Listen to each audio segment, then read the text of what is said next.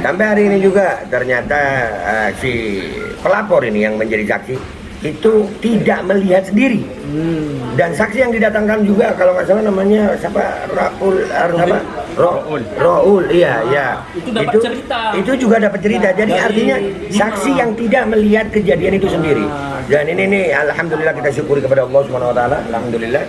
Dan semoga Allah Subhanahu Wa Taala menghancurkan sehancur-hancurnya para pelaku pembantaian 6 syuhada pengawal kami dan yang memerintahkannya, serta para aktor intelektualnya juga yang merestuinya, dan semua yang terlibat dalam pembantaian sadis dan brutal tersebut secara langsung maupun tidak langsung. Allahumma dammirhum tadmira waqtulhum badada wala tughadir minhum ahada ya qawi ya matin ya muntaqim amin ya rabbal alamin.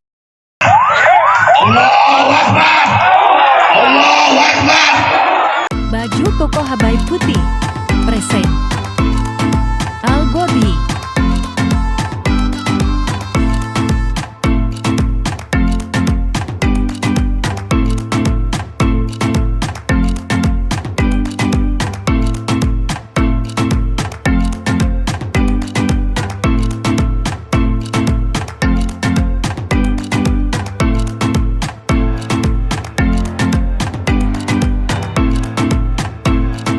Assalamualaikum warahmatullahi wabarakatuh. Welcome back, selamat datang lagi di channel Babe Aldo bersama gue Babe Aldo, YouTuber rakyat biasa yang tetap santai terpakal sehat. Kopinya kagak ada, gue mintain kopi dong, mintain kopi ya. Alhamdulillah hari ini kita sidang ke-6 ya.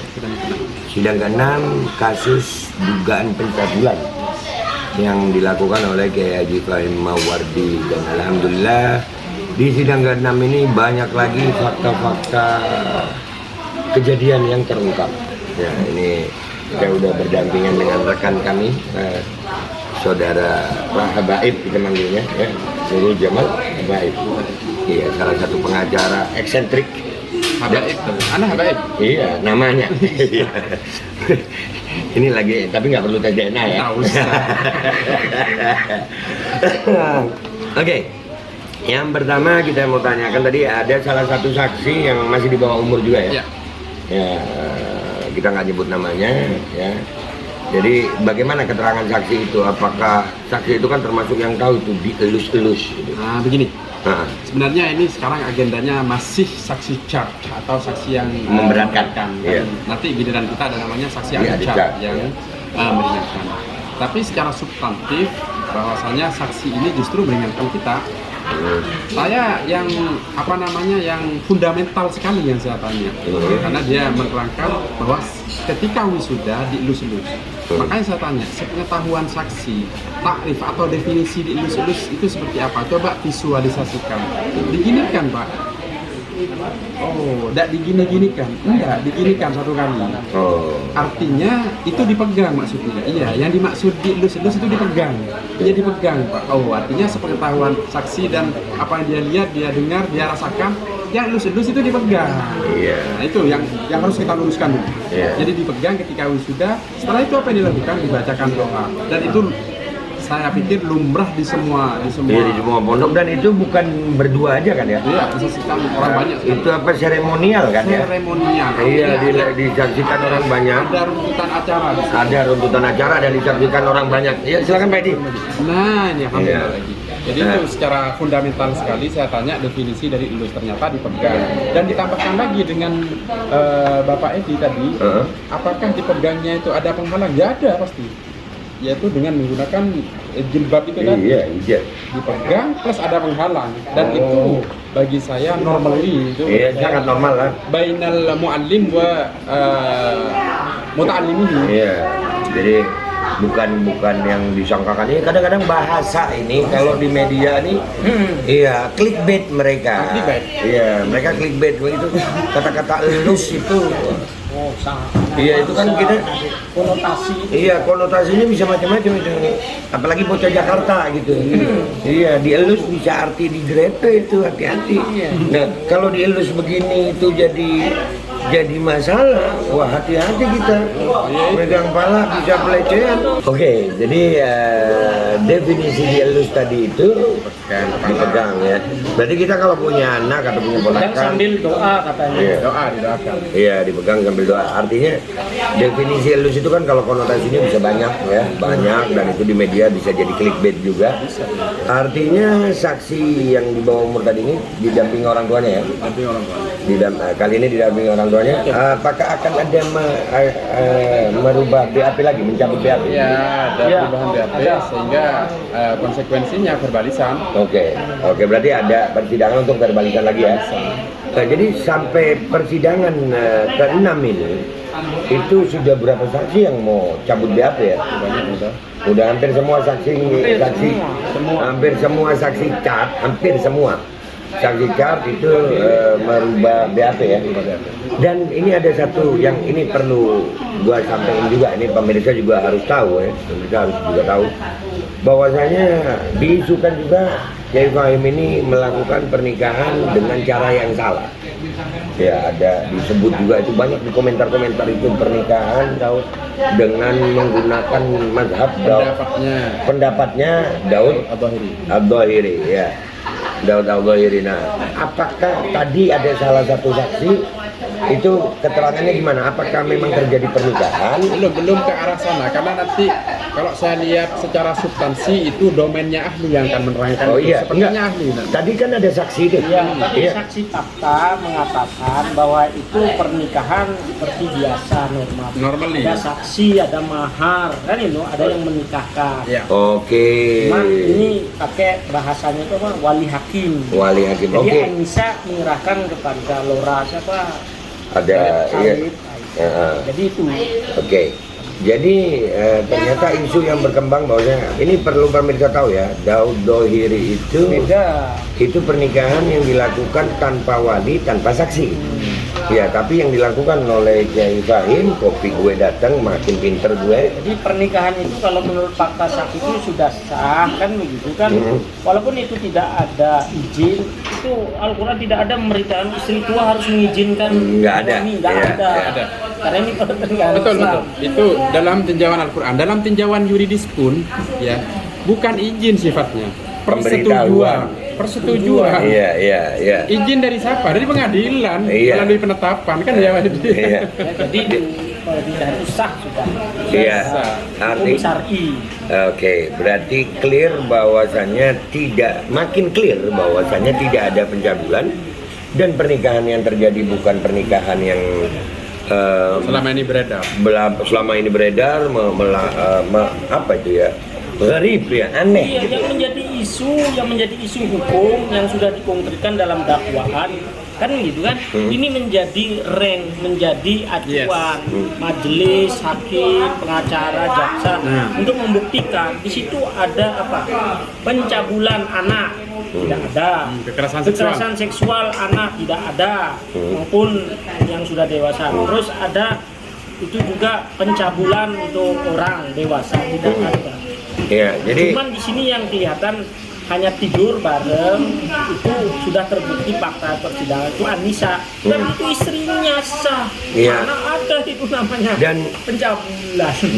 dan makanya gua mau pastikan lagi bahwasanya dari fakta persidangan itu terjadi pernikahan dan tidak ada pencabulan, Yes. ya, tidak ada pencabulan. Itu udah dewasa dia.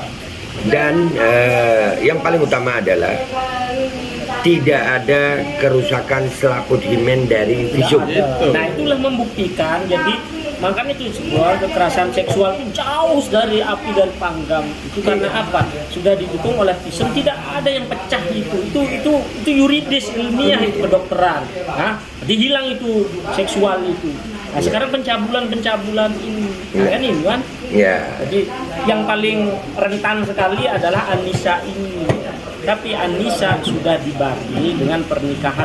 Itu pun tidak melakukan jima sampai detik ini karena itu ada dari Visumnya. visum yang buat Ya. sendiri. Iya. Itu loh.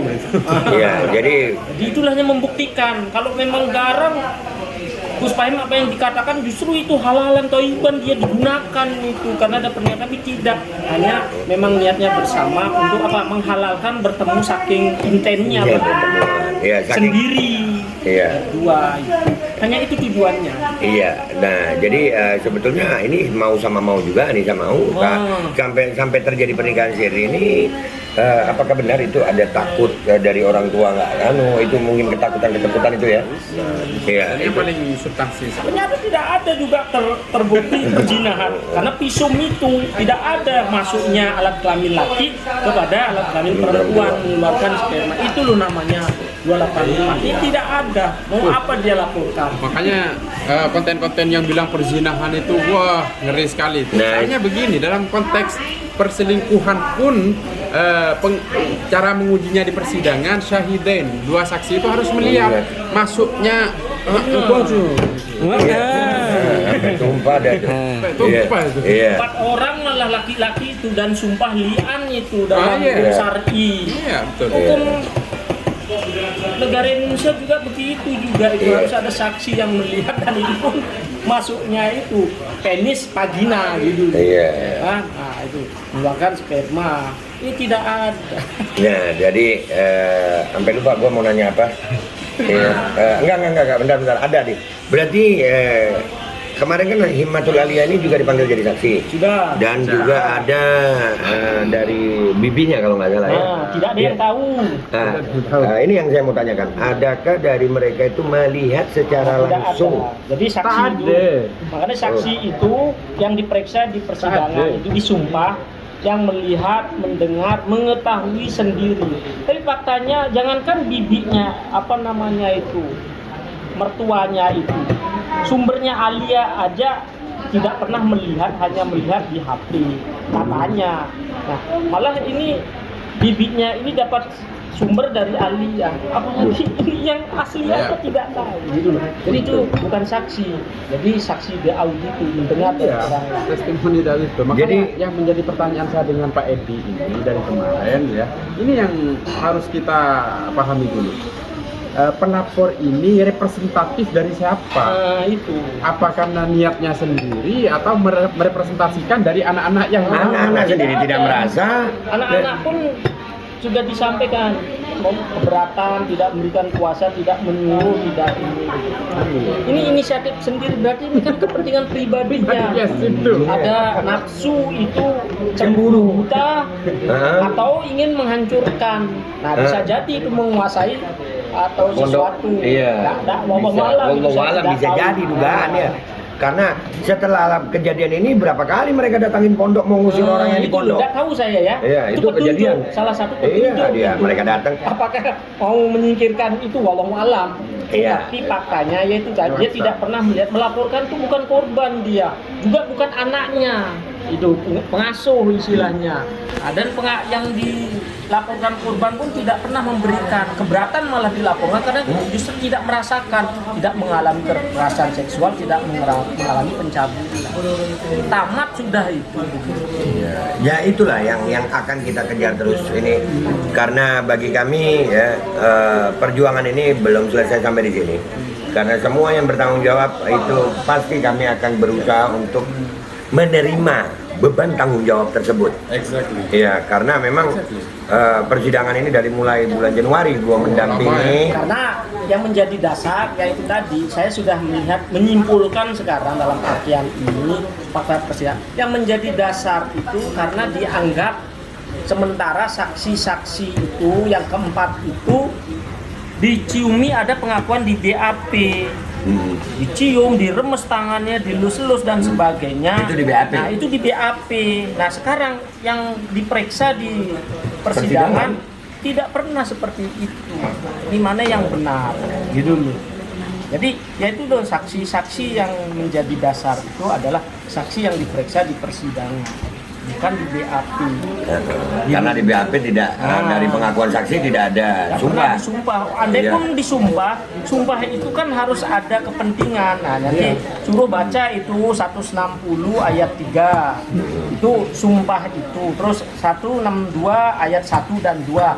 Kalau mau disumpah itu apabila kita menduga dia bakal mati besok, dia yang ini untuk memberikan keterangan.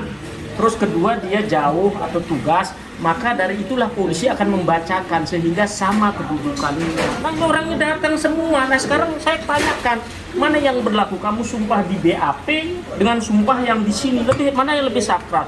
Ya 162 itu di pengadilan. Nah, kalau saya simpulkan, ya keterangan saksi di pengadilan di bawah sumpah itu memiliki kekuatan yang absolut. Karena diatur oleh KUHAP. KUHAP. Jadi saksi itu adalah yang disumpah di depan persidangan, bukan Kekuatan di BAP. pembuktiannya absolut itu. Oke, sekarang sudah sampai kepada kesimpulan sampai sidang ke-6 ini. Belum. Enggak, kesimpulan siaran ini. Oh, kesimpulan siaran. Iya, sampai sidang ke-6 kan belum. Saya masih mau masih. tanya. Oh. Mungkin ada yang perlu disampaikan. Gua dari tadi mau nyampein kepotong terus soalnya. Minggu depan ini kan masih saksi cat, Iya. psikolog. Nah ini kompetensinya saya dengan Pak Edi nih, karena kita memeriksa ini, wah keren sekali dengan apa teknik wawancaranya, apakah ada building report, apakah menggunakan teknik apa yang digunakan. Iya. Tapi beliau ini ahlinya, Iya. saya nanti hanya membackup nanti. Nah, ya, tapi jadi pertanyaan juga buat publik bahwasannya dari ke-6 kali sidang ini semua saksi-saksi yang mestinya memberatkan ternyata mencabut BAP, mencabut keterangan BAP atau merubah keterangan BAP, ya mestinya di sini sudah sangat jelas ini permasalahan ini. Apakah ini pertanyaan tambahan nih buat para pengacara? Bisa nggak dengan fakta persidangan seperti ini kita minta penangguhan penahanan? Ini Karena melihat bahwasanya pondok ini sekarang butuh sosok pengasuh. Sampai hari ini saya tidak ada jelaskan. pengasuh. Untuk penangguhan atau pengalihan penahanan itu kan Iya. ada 2 syarat yang harus dipenuhi, syarat subjektif dan objektif tadi.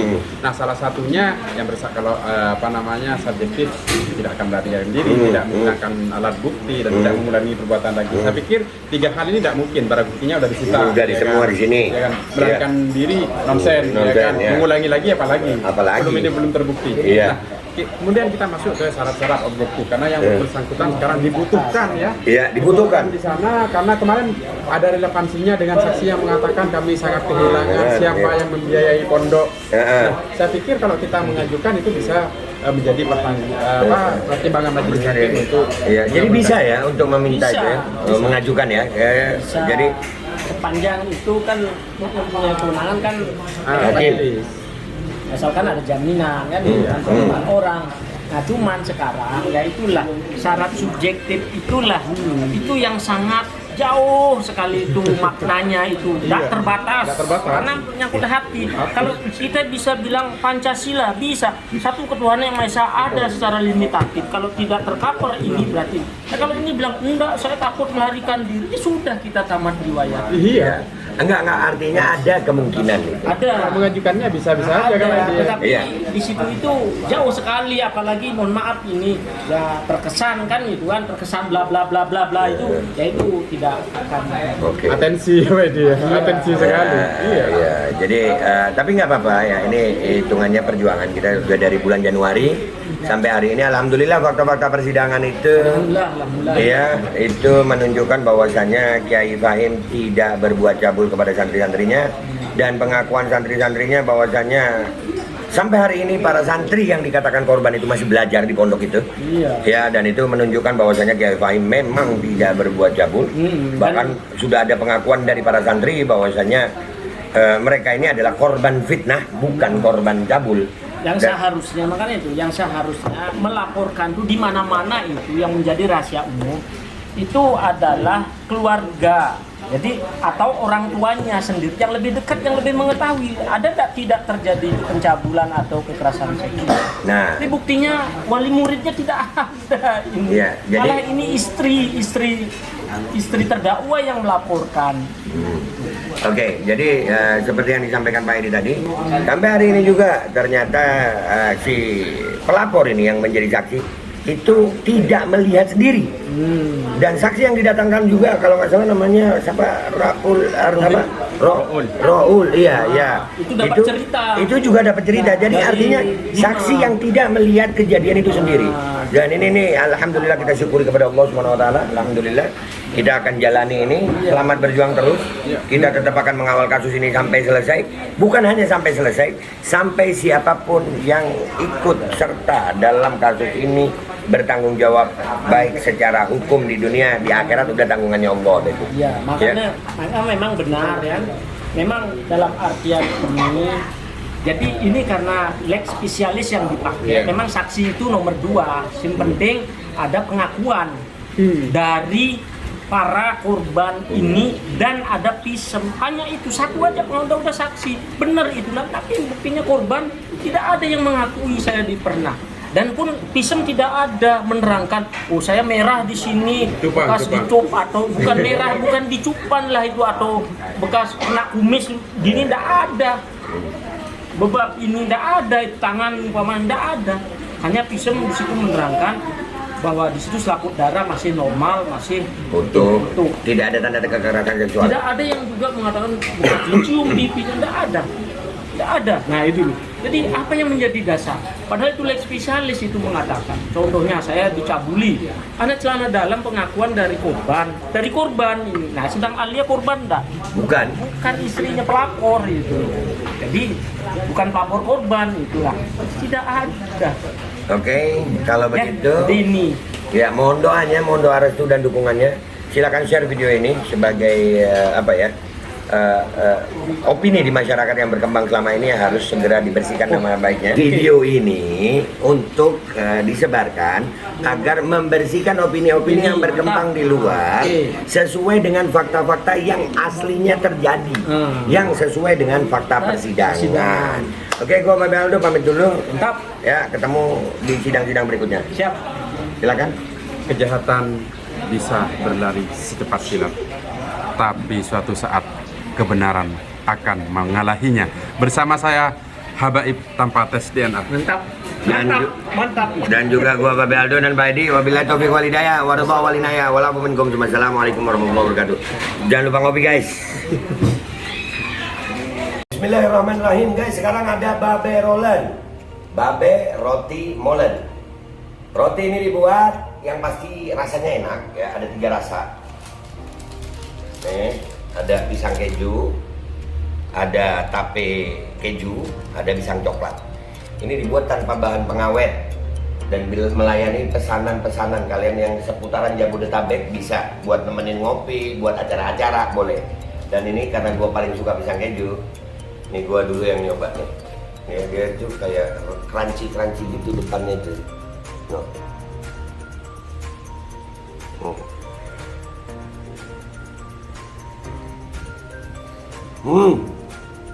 Lu tahu kerannya di depannya, terus di dalamnya empuk.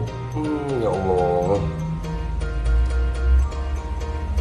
Udah nggak usah lama-lama, lu kalau kepingin langsung pesen aja, itu ada nomor WA-nya, nanti gua kalau cantumin, ada juga IG-nya, langsung pesen, murah.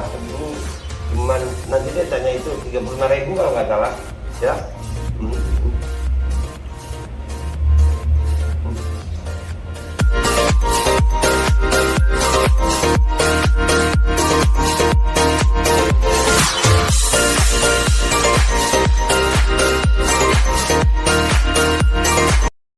Assalamualaikum warahmatullahi wabarakatuh, guys. Alhamdulillah gue lagi di Jember dan gue dapat produsen Golden Pro MHA Vito. Ini guys, bahan-bahannya itu di dalamnya ada jintan hitam, ada broto wali, ada sambiloto, ada jahe, pegagan, ada madu hitam, ada propolis dan probiotik. Dan ini alhamdulillah gue udah berapa hari ya? 4 hari gue nyoba ini. Ini langsung aja guys, dia madunya madu hitam ya. Ya bukan madu bini, bukan madu hitam. Ini untuk obat dan untuk imunitas tubuh.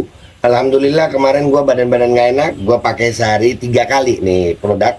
Cuman ditetesin di bawah lidah kayak begini. Jangan lupa bismillah, tapi bismillah sama sholawat. Allahumma sholli ala sayyidina Muhammad dan sayyidina Muhammad.